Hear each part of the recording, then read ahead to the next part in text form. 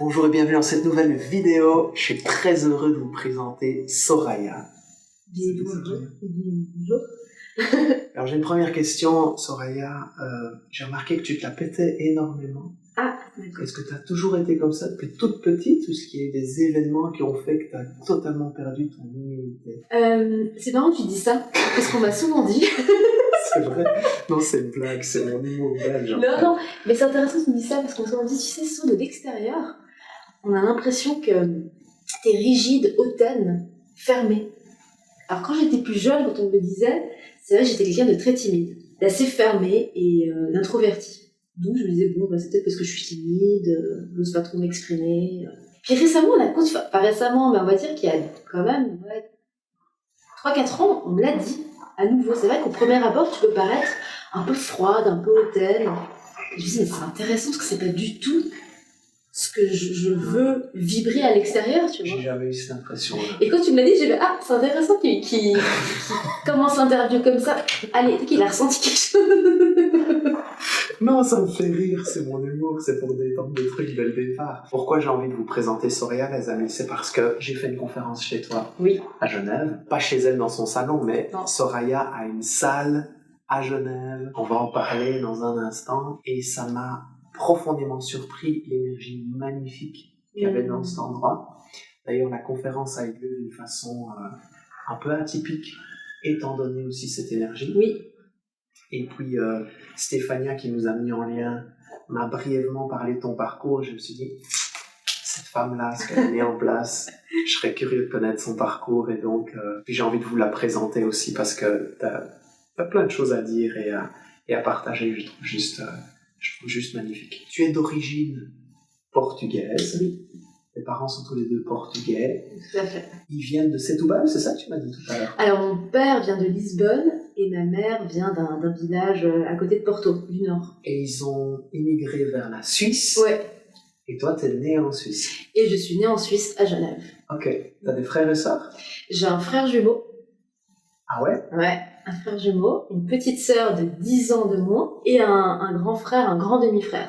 Premier mariage de mon père. Pourquoi est-ce que ton âme a décidé de s'incarner avec une autre âme? Tu t'es jamais posé la question?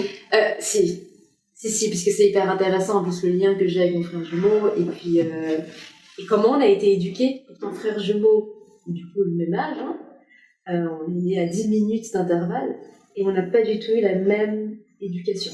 Moi qui ai toujours été plutôt valorisée, je suis sur un piédestal, fille souriante, intelligente, qui réussit, qui est responsable. Et mon frère, ça a été plutôt pointé du doigt, irresponsable, qui ne réussit pas, qui a des mauvaises notes, qui est nul, qui ne sait rien faire, regarde ta sœur. Donc une comparaison. Notre relation se passe bien, il y a eu un moment pour l'adolescence où ça a été un peu chaotique, mais en général ça se passe bien et c'est vrai qu'on n'a pas du tout eu la même éducation. Okay. Et c'est comme si moi, mon côté masculin sûr de moi est très présent, et lui pas. Mon côté émotionnel est présent, lui également, mais complètement camouflé et inhibé. Je lui ai pris beaucoup de choses. Ouais. Je sais pas. Tu vois, c'est ce qui me vient là comme ça instinctivement. Okay. Donc vous êtes jumeaux. Ouais. Toi, tu grandis dans plus de valorisation, on va dire ça comme ça. Ouais. Ça t'amène où? Ça m'amène à réussir mes études, ça m'amène à vouloir partir à l'étranger. Je suis partie à l'étranger à mes 21 ans, je voulais plus être à Genève, j'avais envie de découvrir autre chose, je m'ennuyais, j'avais envie de découverte. Et je suis partie à Paris où j'ai fait des études en fashion business, dans une école de mode, en marketing du luxe. Est-ce qu'à ce moment-là, t'es déjà connectée à la spiritualité? Un petit peu, parce qu'à ce moment-là, au niveau sentimental, j'avais vécu une relation de 7 ans, de mes 14 ans à mes 21 ans. Une relation assez difficile. Et à ce moment-là, j'ai envie de partir de Genève, déjà pour m'éloigner de cette relation, et qui a été très enfermante, j'avais besoin de liberté. Donc le fait de partir, c'était il y avait déjà cette notion de liberté, et puis une amie m'avait offert un stage en Reiki. J'avais fait une formation de Reiki. C'était mon premier pas à la spiritualité. J'ai toujours senti en moi une connexion. Par exemple, pour illustrer ça, je viens d'une famille catholique. Et surtout ma tante, très, très chrétienne, Dieu. Puis je trouvais ça toujours assez intéressant et curieux de me dire, mais on croit en une force extérieure Alors que s'il y a quelque chose qu'on doit croire, c'est déjà en soi. Ouais. Et je trouvais ça un peu... Vous savez, c'est pas du tout ce que je pense, c'est pas du tout ce que je ressens.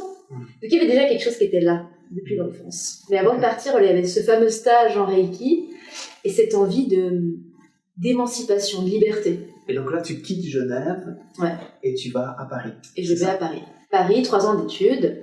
Et là, au bout de ces 3 ans, envie à nouveau de partir, de faire un stage dans la mode. Et j'avais hésité avec Rio, à cette époque-là déjà, et avec Lisbonne. Parce que tu parles portugais. Je parle portugais. Et finalement, ça se fait pas. Et en fait, avec des contacts, je trouve ce fameux poste dans une start-up chez John Paul, qui est une conciergerie privée de luxe.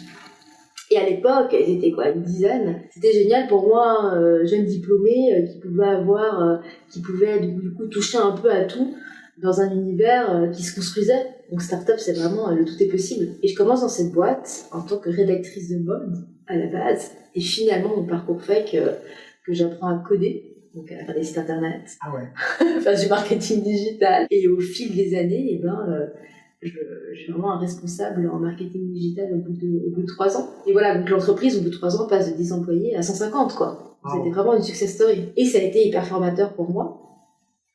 Parce que finalement, je me suis rendu compte qu'au fil des années, alors oui, je prenais en statut, j'apprenais des choses, mais je voyais que je diminuais en satisfaction intérieure, en joie, en bonheur. Ouais. Tu vois, je sentais qu'il y a un truc qui s'éteignait, un truc qui n'allait pas. Je voyais qu'il y avait vraiment cette envie des personnes dans les entreprises, dans mon entreprise, dans cette entreprise-là, en l'occurrence, de répondre aux demandes, de répondre aux valeurs. Puis moi, j'étais pas d'accord, j'avais du mal à me taire. J'avais besoin d'exprimer mon opinion et de faire véhiculer aussi ma vision que j'avais, tu vois. Et en fait, j'ai commencé à m'éteindre, et puis à un moment, je pense que j'ai commencé à avoir une psychothérapeute, et puis j'ai fait aussi un travail en nutrition. En trouble alimentaire. C'est devenu diabolique. Boulimique. Donc tu mangeais. Je mangeais et je vomissais. Oh, wow. Pas je mangeais, je gardais. Je mangeais, il fallait absolument que ça sorte de moi. Et donc là, je suis allée voir une thérapeute en trouble alimentaire. T'avais jamais eu de problème comme ça avant, plus jeune, ou ça s'est vraiment manifesté à ce moment? Alors, j'ai jamais eu de problème comme ça, mais j'ai toujours eu une relation avec mon corps difficile. Une acceptation de mon corps, et puis jamais satisfaite.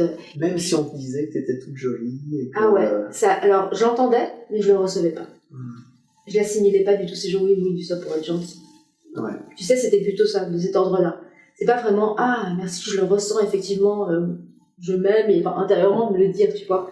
Intérieurement, c'était pas ça. Intérieurement, c'était vraiment, ok. Ce qui est très marquant, c'est que c'est quelque chose, vous pouvez même dans les commentaires, les amis, en nous regardant, mais je remarque, à force d'accompagner ou de fréquenter des femmes, c'est que des femmes qui sont considérées par les plus gâtées par la nature, et tous les corps possibles qui existent, 100% sont en conflit. Donc des femmes qui se disent « Oh, moi je suis vraiment pas gâtée, j'adorerais être comme telle personne, je me sentirais tellement mieux », elles s'en rendent pas compte que l'autre personne qu'elles idéalisent se sent pas bien par rapport à plein d'endroits. Ah oui, mais c'est dingue. Ah ouais. Ah non, mais je te rejoins complètement là-dessus. Et tu sais, juste avant de faire cette vidéo, on parlait de cet inconscient collectif et de ce que les femmes portent en elles. J'en étais pas du tout consciente avant, maintenant je suis consciente, mais je sens à l'intérieur qu'il y a comme ce besoin de répondre à une certaine image. Il faut que je sois comme ça. La cellulite, c'est pas bon. Ce petit bourrelet-là, ça va pas. Et puis il faut absolument que je sois tout le temps équilibrée. Voilà, je sens des grands trucs de dada, tu vois, mais c'est ça, il y a ce devoir. Plus qu'un besoin, c'est un devoir. Waouh, cette pression. Ouais, complètement. Et de se détacher de ça, c'est déjà un sacré morceau. Parce que après, il y a tout aussi ce fameux socle, cette base qui est comment j'ai été construite moi déjà avec le lien que j'ai avec tout le lien transgénérationnel de ma famille, ma mère, ma grand-mère, du côté de mon père, sa mère. Déjà ça vient amener encore d'autres choses en plus de ces fameux inconscients collectifs qui est là. Donc ouais, c'est pas rien, mais oui, je te rejoins là-dessus. C'est vrai que dans toutes les femmes en fait, il y a ça. Tu te fais accompagner pour le trouble alimentaire, pour cette joie qui diminue. Ouais, et là il y a une prise de conscience qui est que en fait, si je mets pas quelque chose en place, moi pour moi, en fait je vais continuer de subir mon environnement et de subir ma vie. autour de moi, il y a plein de gens qui sont heureux. Il y a plein de personnes qui font ce qu'elles aiment. Pourquoi pas moi, en fait? Je me dis, mais pourquoi pas moi? Et cette envie de partir au bout du monde, de faire quelque chose d'un peu fou. Et en fait, à cette époque-là, il y a des collègues qui partaient au Brésil. C'était juste avant la Coupe du Monde. Donc le Brésil, hein, c'est les feux du projecteur. Le tout est possible un peu, hein, ce truc, économie en expansion et tout. Je me dis, à l'époque, avec mon ex, il faut qu'on parte au Brésil. Tu me dis que tu veux partir d'ici, d'accord? Tu me dis peut-être revenir à Genève, et là tu me dis Brésil. Et je fais, il y a un truc, il faut qu'on parte là-bas. Et on part là-bas en vacances 15 jours. Bon, pas forcément, des caipirinhas et tu es sur la plage d'Ipanema, tout se passe très bien. Tu te dis oui, c'est là vraiment, je vais y aller. Donc on part. Il n'y a pas la violence comme on la présente dans les médias? Alors moi je l'ai connue après. C'est vrai que quand je suis arrivée, c'était en préparation de la Coupe du Monde, donc il y avait un nettoyage qui était fait. Ouais. Ah, il fallait sublimer l'image, surtout de Rio, des grandes villes comme ça. Ouais. Et là, pour le coup, il y avait une présence, quoi. Il y avait une présence de la police militaire, il y avait une présence il y avait une sécurité, il y avait une certaine sécurité. Même si tu sens que c'est fragile, mais il y avait quand même une présence qui était là. Et donc, je suis partie et j'ai ouvert une entreprise, en fait, la même chose, le même modèle économique dans lequel je travaillais à Genève, la même entreprise, exactement le même business model. On a fait la même chose au Brésil. Là, c'était différent parce que donc, j'étais à mon propre compte, ma propre boss. Tu dois trouver des clients. On doit trouver des clients. Donc, c'était cool, c'est qu'on était en bonne relation avec l'entreprise qu'on venait de quitter. Donc, ils nous envoyaient des clients pour la Coupe du Monde et tout ça. Donc, il y avait quelque chose qui se passait, quand même une interaction. Et très rapidement, mais vraiment très rapidement, pendant la Coupe du Monde, je me suis rendu compte, je suis en fait en train de faire quoi? Et de nouveau, pas satisfaite. Je sentais qu'il y avait un truc qui était... Je faisais un métier et je répondais à une exigence extérieure. C'était pas mon besoin, en fait. Ça vivrait pas juste en moi. Il y avait un truc qui était pas cohérent. Et à un moment, je me dis, mais en fait... Non, mais vraiment, ça a été un cri de mon âme, de je ne sais où, mais en moi, ça a été dans les stops. C'était vraiment catégorique, je ne peux plus. Et je me suis intéressée à moi, où je me suis mis au top de la liste. Je me suis dit, maintenant, il n'y a que moi. Je prends soin de mon corps, de mon âme, de comment je m'alimente, de ce que j'ai envie de faire à l'instant présent. Et pendant 1 an, j'ai fait que ça. Moi, je suis quelqu'un qui a besoin d'être dans le mouvement, hein, dans le corps. Je ressens beaucoup les choses physiquement, et mon corps me parle énormément. Donc, ce mouvement, moi, me permet de mettre les choses en circulation. C'est intéressant ce que tu dis, Soraya, parce que beaucoup de personnes qui peuvent, par exemple, nous écouter sont dans des moments de transition de vie, en fait, et donc sont peut-être en train de quitter un emploi ou sont peut-être en arrêt maladie et se disent mais qu'est-ce que je fais de mes journées? Ça pourrait être une super piste de dire tiens, et si tu testais pendant 2 semaines, 1 mois, 2 mois, de t'écouter à 100% tous les jours. Ouais. Est-ce que ton corps te dit de quoi tu as besoin? Qu'est-ce que tu peux écouter que tu n'écoutes pas? Ouais. Ah non, là, c'était vraiment... J'ai dit, mais j'ai besoin de trouver du plaisir. J'ai besoin de faire ce que j'ai envie, en fait. Et c'est ce que j'ai fait. Puis après, je faisais plein d'activités sportives différentes, dont j'ai commencé le yoga, donc là, plus une pratique plus spirituelle. Alors au début, c'était purement physique. Ouais. Je n'étais pas forcément là-dedans. Et puis, je faisais beaucoup de gestuelle des liens. Et c'est au fil du temps, des expériences, des rencontres, que la spiritualité est vraiment entrée dans ma vie. Via le yoga. Via le yoga. D'accord. Via le yoga, via des rencontres. Et je suis partie aussi au Costa Rica faire une formation, une immersion d'1 mois dans la jungle en formation de yoga. Et ça, c'était très transformateur parce que du coup, téléphone éteint, pas de contact avec l'extérieur. Donc, en relation avec moi, avec les éléments de la nature, avec tout ce qui me traverse de manière vraiment permanente, quotidienne. Et là, je suis passée par beaucoup d'émotions, par plein de choses qui m'ont traversée, qui m'ont permis, du coup, après, d'avoir une clarté, en fait, de là où je voulais aller, de ce que je voulais faire. Ouais, c'est souvent comme ça. Le fait d'aller dans le silence, de coupler les distractions extérieures, permet d'entendre la petite voix qui est très claire sur ce qu'on veut faire. Complètement. Et c'est vrai qu'on le voit, tu vois, en ville, voilà, une distraction, l'entourage. Si on habite avec quelqu'un, avec la famille, avec le conjoint, avec les enfants, distraction du téléphone, distraction des autres, distraction des voitures. Souvent, ça nous arrive quand on est là en train de conduire, on va se garer en marche arrière. Si quelqu'un nous parle et une musique, on n'arrive pas. Il faut attends, là je suis en train de me garer. On a besoin, tu sais. On fait la manœuvre, il faut du focus, quoi. Il y a plein de paramètres qui rentrent en compte, j'ai besoin d'être focus sur ce que je fais. Ouais. Donc, comment on peut être focus sur ce qu'on veut vraiment si dans la vie, on a des milliers de distractions? C'est un bel exemple. C'est un challenge, hein. Ouais. C'est un sacré challenge. Et là, effectivement, d'avoir vécu ces mois d'immersion au Costa Rica, il a été très parlant pour moi parce que je me suis coupée de mon environnement connu. Et là, il y a un truc qui se passe. Là, il y a vraiment quelque chose qui se passe. Et même dans les rencontres, hein, dans toute l'interaction qu'on a avec la nature, l'interaction qu'on a avec les gens qu'on vient de découvrir. Parce que finalement, on se retrouve un mois avec des inconnus. Puis le Costa Rica, c'est quand même une terre particulière. Ah, j'adore. Ouais, complètement. Ouais. Et c'est là où on a eu l'idée d'ouvrir mon centre. Déjà, avant le Costa Rica, j'avais décidé de me dire, ok, en fait, de quoi t'as envie? Et je sentais que la fin du Brésil s'approchait. Il n'y avait plus la Coupe du Monde, les Jeux Olympiques arrivaient, il y avait de l'insécurité qui était revenue. Je vivais en fait finalement dans la peur. Et je me suis dit, mais je ne peux pas continuer ma vie à vivre avec ce sentiment de peur, de toujours avoir peur pour ma vie. Hein. C'était vraiment une question de survie. Hein. Malheureusement, il y a ça au Brésil qui ne fonctionne pas pour moi. Donc ça faisait 10 ans que j'étais partie de Genève. Je me dis, bon, peut-être y revenir, mais comment?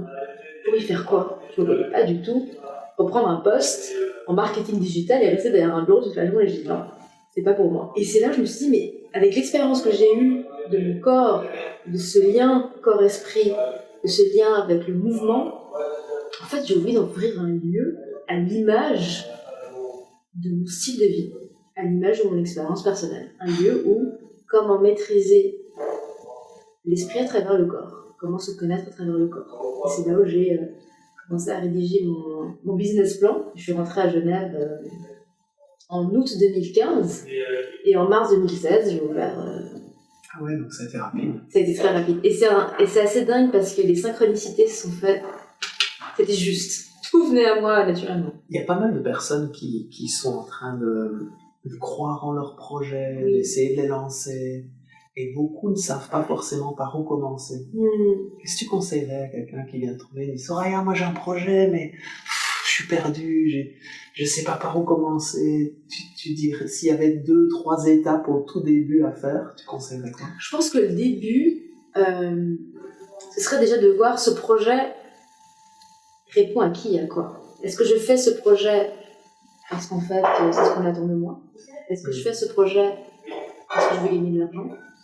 Est-ce que je fais ce projet parce que c'est fondamentalement quelque chose qui m'appelle de l'intérieur et qui me dit que, disons qu'on se retrouve dans un monde où il n'y a pas d'argent. On peut faire ce qu'on veut. Et je me dis que tous les matins, je vais me lever et je vais faire cette chose. Ah, c'est super intéressant comme question. Tu vois? Parce que je suis en train d'y répondre à moi. Oui. Parce que tu la poses. C'est hyper intéressant comme exercice. Et je exercice. remarque que je ferais exactement pareil que ce que je fais aujourd'hui. Tu dis, il n'y a pas d'argent. Je me retrouve sur une île avec plein de gens et tout. Qu'est-ce que je ferais pour cette communauté? C'est quoi mon rôle là-dedans? En quoi je me sens utile sur cette terre-là, ici, maintenant? Pour quelqu'un qui, je sais pas, passionné de tout ce qui est, je sais pas, cuisine, fruits, cuisine, moi tous les matins en fait, ce que j'aimerais c'est aller dans mon jardin, cueillir mes fraises et pouvoir faire des confitures maison, n'importe quoi. Ouais. C'est un truc qui m'anime, c'est être au contact de la nature et pouvoir le faire. Et je peux le faire tous les jours. Et je pense que c'est la question fondamentale, c'est qui et pourquoi je le fais. Après. Et après, c'est du coup de se laisser porter. Et là, c'est pas évident en cette étape. C'est d'imaginer comment ce serait. Mais sans limite, encore une fois. Ouais. L'argent n'existe pas. Peu importe comment. Et comment est-ce que je l'imagine? Donc, c'est vraiment le côté imaginaire, le côté rêve. Sans aucune barrière, j'ose rêver. De la façon la plus grande possible. La plus grande possible pour moi. Comment je le vois, puis on peut aller dans le détail. Hein. Et ce serait comment serait l'intérieur, comment est-ce que j'interagirais avec moi, comment est-ce que je vais interagir avec l'autre. Vraiment définir en détail l'expérience de ce projet. Du comment est-ce qu'il va vraiment se concrétiser. Mais voilà, dans l'imaginaire, dans le rêve. Et une fois que c'est là, et que c'est ancré, et que c'est clair, et que c'est évident, après il y a une confrontation avec l'environnement qui est ok, je vis quand même, il y a quand même une réalité extérieure, où en fonction de où je vis, il y a des lois, il y a des règles. Du coup, comment est-ce que je viens, avec cet environnement, mettre en place mon projet? Super intéressant, merci. C'était comme ça pour moi. Et c'est là que tu as dit que c'était relativement fluide, tu as pu mettre en place, trouver un local. Parce que vraiment, ça veut dire quoi en fait? Somme, c'est un mantra. Un mantra hindou. Je l'ai beaucoup utilisé pendant ma formation de yoga. Donc on disait So à l'inspire, Ham à l'expire. Et c'est un mantra d'unification. qui veut dire je suis cela, cela est moi. C'est Soham Hamsa. Ok. Soham Hamsa. Ok. Et donc, je l'ai tellement pratiqué, entendu, ressenti, vibré, que je me suis dit, mais si un jour je fais un centre, ce sera sur le Soham. Et quel bel endroit. Alors, on va vous mettre des images, les amis, pendant qu'on parle. Mais donc là, dans cet endroit-là, qui se trouve à Genève, dans le quartier des Paquis, Oui. c'est comme ça qu'on dit ça. Paquis. Ça fait toujours rire, ce mot-là. Ah parce oui que, ouais, en Belgique, quand je viens de Liège, et les Paquis, c'est le diminutif de pakistanais. Ah Et chez nous, les Paquis, c'est ceux qui tiennent les night shops, c'est les boutiques qui sont ouvertes jour et nuit où tu peux acheter des cigarettes, de l'alcool, des chips, des trucs pour te dépanner en fait. Mais j'ai un ami qui m'a déjà dit Et donc ça. quand on va chez le Paki, C'est que tu vas du coup c'est qu'on va au night shop, l'épicier, chez du pot, l'épicier quoi. qui est ouvert jour et nuit. Quoi. D'accord, ouais. Donc ça me fait rire que Ah ce oui. quartier-là s'appelle... je pense toujours à ça dans mes repères. En fait, c'est grand, hein, ton centre. C'est grand, ouais. Il y a 4 bureaux, je pense, Il y a 4 individuels, de praticiens. Ouais, 4 cabines de thérapie, Ouais. effectivement. Donc, tu as vu la réception avec cet espace un peu canapé, donc une réception vraiment comme un lounge. En fait, on peut venir attendre pour sa thérapie ou pour son événement, avec une grande table qui peut permettre aux personnes de déjeuner ou encore une fois de répondre à leur mail ou peu importe de bouquiner. Et puis ensuite, on a 2 espaces, 2 salles, un dojo, donc un espace tatami, avec un petit espace fitness plus renforcement musculaire, et puis la fameuse salle de yoga où tu as donné ta conférence, où on a des pratiques comme du yoga, de la danse, de la méditation. Et c'est vrai que c'est des espaces qui sont grands, hein, c'est des salles de 130 mètres carrés, donc ça permet d'accueillir des événements comme le tien avec un beau nombre de personnes. Si des gens nous regardent et disent mais cette Soraya là, elle m'inspire, j'aimerais bien peut-être me faire accompagner par elle ou guider dans ce que je vis, etc. Tu peux en dire plus sur ce que t'offres comme accompagnement là maintenant? Donc maintenant, je suis vraiment dans la relation à soi. Donc c'est à travers son histoire, à travers ce que la personne vit, on vient parfois avec des problématiques, avec un moment de vie où on peut ressentir des blocages ou comme un sentiment de ne pas réussir à avancer. L'approche que j'ai est teintée de plusieurs approches, j'ai plusieurs outils du coup pour accompagner la personne à travers la compréhension de qui elle est et de vers où elle va et ce qu'elle souhaite concrétiser dans sa vie. Donc ça peut être comme au niveau personnel que professionnel.